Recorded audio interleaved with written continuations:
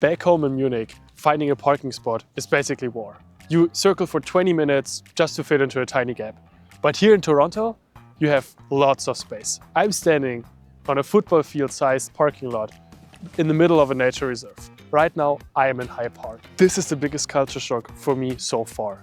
You guys have so much space here. So let's find out today if High Park is just a parking lot with some trees or actually a beautiful park.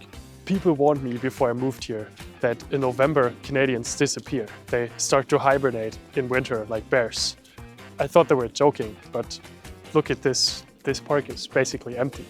And in Germany, it would be full of people with thick jackets. In Germany, we have a saying, there's no bad weather, there are just bad clothes. So the rumor is true. Canadians start to hibernate, but I'm German, so I have to go through this alone. Okay, now this is something I understand. Paved path and the symmetry.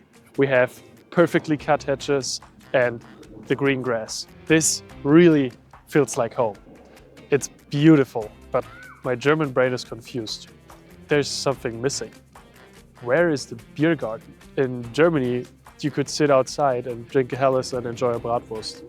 Canada, you're missing out on a business opportunity. In Germany, seeing a flag this big usually means two things. Either the World Cup final is happening today or you're at a government building. But if you put this kind of flag in your front yard, neighbors will start looking at you strangely. We have a complicated relationship with our national pride.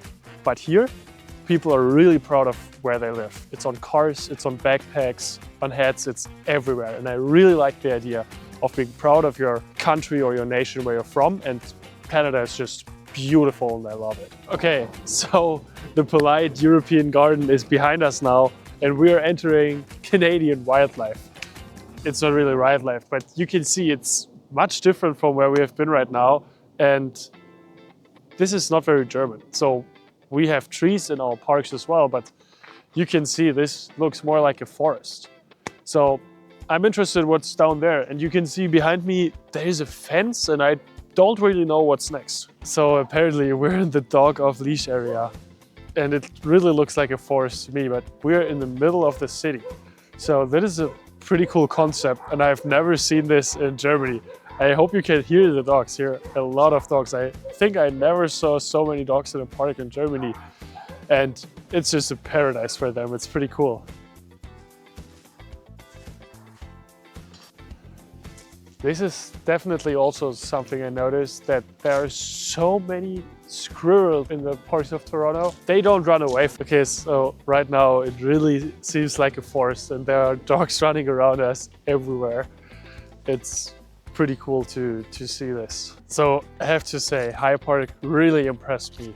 I first saw the parking lot and was a bit skeptic about it, but then we were at the, I would say German garden side, the big Canadian flag, and now we're in the woods area or the forest area with all the dogs running around and having so much fun.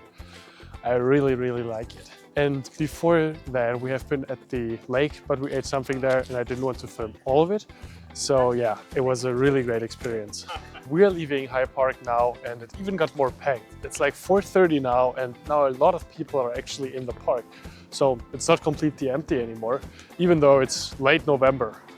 And I really enjoyed being here. I would rate it an 8 out of 10, and especially because it's so convenient to get here, I would say this is the perfect spot for a cozy fall or like all year round weekend trip. So it only took us like 30 minutes from the city center to get here because the subway station is right over there. Thank you guys for watching and I'll see you in the next video.